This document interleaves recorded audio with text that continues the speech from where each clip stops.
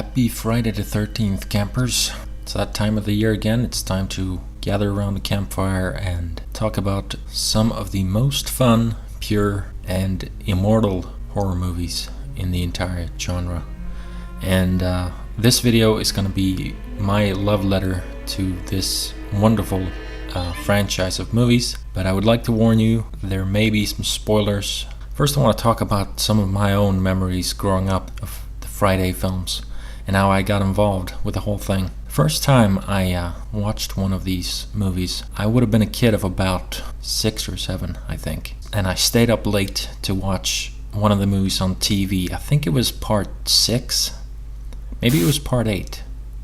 No, wait, maybe it was part 6 or part 8. I don't remember exactly which one it was. Anyway, that's not the point. The point is, I was so eager to see this movie, and when it started, I immediately turned the TV off and went to bed because that was way too scary for me. I was just a kid. Yeah, I think a couple of years later I gave it another shot, and that's when I think I made it through I want to say part 8 first, but I'm not sure. It may have been part 6. See, I get those two so mixed up.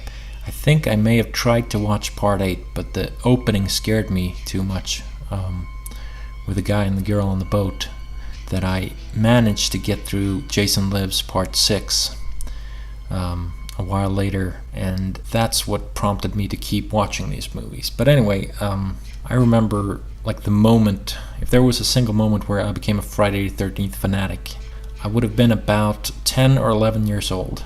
I had seen Jason Lives at this point, and I had seen parts of Friday the 13th part 3. There was a funny story there. My mom had set the VHS player to record part 3 from TV because it was airing so late, right in the middle of the night, and it was a school night. So she set it all up, and it was all good to go, and she promised she'd record it for me, and I went to bed and eagerly ran home from school that day just to see if there was a recording, or maybe I checked in the morning. Anyway, turns out she hadn't accounted for daylight savings time, I guess, or something like that, because there was a whole hour of this motor show, this car show, before the movie even began. So, but anyway, I got to see the first, I think, hour or so of Friday the 13th part 3, and I was really taken in by that. The whole disco theme, the hockey mask, all that stuff. Like, wow, that's where you got the hockey mask from, and all that.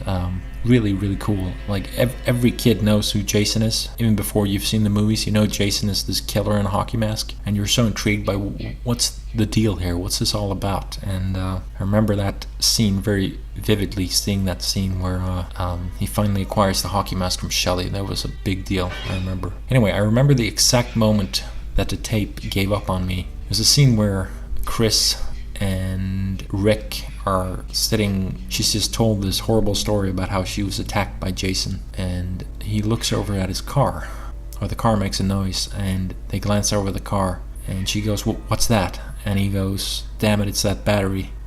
That exact moment when the car gives up, that's the moment where my tape ran out. There simply wasn't enough space left on the tape. So I had never seen, I'd seen, I think, Jason Lives, and I'd seen pretty much the first hour of Friday the 13th part 3. And my friend who lives just right down the street invited me to come see 3 movies in a row, 3 Friday films in a row, because he had taped them all. I guess his timer was set better than mine. So I go to his house, and his parents are away or something. They were not in the room. I remember it was just me and him watching movies all night long, pretty much. It was awesome. And we watched Friday the 13th part 2, part 3, and part 4 all in one evening, and it was utterly fantastic. I remember I'd not seen part 2 by that point, and my friend was telling me, "You're not going to believe the ending. The ending is amazing. That scene is just crazy." And sure enough, when we get to the ending and you see the little dog appearing, Muffin, I was at the edge of my seat, and he says, "Look at this, man. Look at this scene." And Jason pops in through that window, grabs her, and I flip out. I was terrified by that point. And that was just the beginning. Then we get to part 3, and I'm like, "Hey, check this out. Check out this funky disco theme." And he was like, "Yeah, this is awesome, man. This is so cool." I'm like, "Yeah, you can dance to this stuff." also remember when we were watching part 3, my buddy there, he got that moment too where he knows like, oh yeah, that's the legendary hockey mask where Shelly pops up out of the water. We both kind of gasped and it was like, yeah, that's where he got it from. That's where that hockey mask came from. And then we get to part 4 after the fun part. Part 2 is the build up. Part 3 is sort of the fun movie. It's a little cheesier than most of them. But then we get to part 4, and that's where things got really serious. That was really, really scary and freaky, but it was so interesting too. This little kid, Tommy Jarvis, taking on Jason. I remember, because I was right about his age at that point. I would have been about 10 or 11, I think. And it was just really, really fascinating, very terrifying, and exhilarating all at the same time.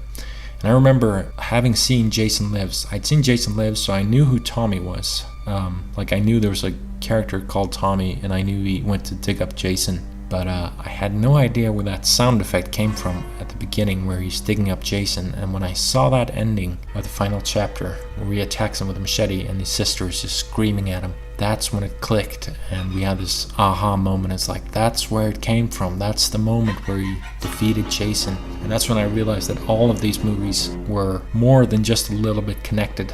They're really not just a franchise of movies like, say, A Nightmare on Elm Street. They're pretty much all connected. Almost all of these movies, all 12 movies, will end in a very specific way and pick up almost exactly where they left off. It's not the same director. Different directors, different actors, different settings, different shooting locations, but they all paid that same respect. They all picked up right where the last one ends, and I think that's really unique and fascinating. It's this ongoing saga. It's almost like one long movie in a way, and it's very interesting to look at the connections between these movies. I think people love specificity about their movie franchises. We love to be, it sounds weird, but we love to be sort of spoon-fed this very, very specific mythology with these very specific character beats and very identifiable marks. Like, we want to know the story behind that mask. We want to know, like, who's the heroine this time? Why is he using the machete? What are the rules for this franchise? Who lives? Who dies? Can Jason be killed? Is he supernatural? Is he human? Stuff like that. And this franchise really just thrives on that. One of the reasons I think Friday the 13th is so successful is because it is one of the purest franchises in the entire horror world. Some would say it's unimaginative. Some would call it trash and exploitative, derivative, and horrific. I remember I had a teacher, an old lady in Swedish class, and she was trying to make a point about the most horrific movies, like the worst C-grade movies, and then I remember her distinctly saying movies like that Friday the 13th. I should have defended those movies back then, but I guess I didn't want to become any more of the pariah than I already was. Speaking of pariahs and social outcasts, I think that's another thing about this series. I think this series is more geared towards the outsider than almost any other of these major horror franchises. Halloween is wonderful. It's a great franchise. It's very artistic, very well made. John Carpenter really set it off with a masterpiece. But I think Michael Myers, he's more of the sort of random psychopath. Michael Myers is scary because he's a bit more realistic. He's all about the random violence that we see in the real world. It's like, why do people suddenly pick up a knife and just go crazy? And that's very interesting. Freddy Krueger, I think, is more fantasy oriented. That's more the classical fairy tale, good versus evil, and it's all happening within this dream world, this fantasy realm where you have to deal with the subconscious, and it's a very rich and rewarding series in that way. It's also a lot more fun, a bit more campy. It had a lot more one-liners because Freddy speaks and Jason doesn't, obviously. I think Elm Street may be a little bit more sort of intellectual, and Friday the 13th might be a bit more blue-collar, a little bit more simple, but there's nothing wrong with that. What I think really appeals to, why Jason really appeals to people, is not just that he's the nerd. It's the revenge of the nerd. The bullied outcast comes back, and now he's having his revenge on all these jocks, because that's basically what's happening. They're smoking dope and getting laid, and he's always claiming his revenge on them. And it's also just not the revenge factor and that theme, which is very, very interesting. People love an eye for an eye and all that stuff. He was the outsider, severely bullied and teased, and then he gets his way with these people. But I think it really speaks to the outsider mentality, because if you look at these characters, what motivates them, what motivates the killing What motivates these murders in these horror movies? Michael Myers, it's pretty much random violence. He's got this thing with his sister, this sort of crazy, strange relationship going on there, but he's demented really. Freddy Krueger wants revenge. He's almost purely driven by revenge, and he also has a sick fetish for kids. Trust me, it's there. It might be subtext, but trust me, it's all there. He's definitely into some strange kiddie stuff. But with Jason,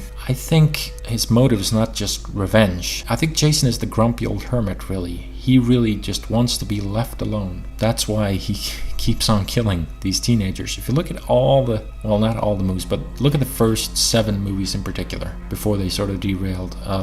Those first 7 movies are all about teenagers coming into his territory. It's always teenagers invading his privacy, his territory, his area, Crystal Lake, where he just wants to be left alone. If they don't come to Crystal Lake, then nobody dies. So I always found that part of it very, very interesting. It's about really embracing the fact that you are different from other people. It's saying, I am who I am. I mainly just want to be alone, left to my own devices, and there's nothing wrong with that. It's identifying with anyone who's ever been annoyed, at the prospect of let's go party, or let's be social, or let's be popular, or let's be good looking. Resisting that norm a little bit and just being who you are, embracing who you are, saying I can take a step back. I don't always have to be the most visible person in the world, and I'm strong the way I am. And I think that's why Jason appeals to people, even though he's clearly a deranged psychopath, because his only way of expressing this emotion is by killing people, which might be a tad too strong. You might want to decline the parties, Jason, but yeah, I think that's my theory about it anyway. And I can say that's certainly why it's appealed to me. I was never the outgoing kid. I always wanted to stay indoors, stay inside. I don't want to, the worst possible scenario for me is someone just knocking on the door and saying, come on, let's go out and party. If you invite me a day ahead, I will gladly go with you and do something fun. But if you're just going to go out and drink every weekend, then I'm not going to be that guy. And I find it interesting that there's almost always a shot of Jason literally standing outside of a cabin or outside of a building, and he's looking in through the windows. And he's always seeing these teenagers having sex or smoking pot or doing whatever it is they do, basically partying and being sociable and all that stuff. It's saying, I am the outsider. I'm out here. I've decided not to cross that barrier, but that's okay. You know what I mean? No shame in being the outsider at all. These movies are not for the popular kids, and I don't think they ever truly appeal to the popular kids in that regard. I think there's also a little, not to get too heavy here, but I think there's also a Freudian thing going on there. If you've ever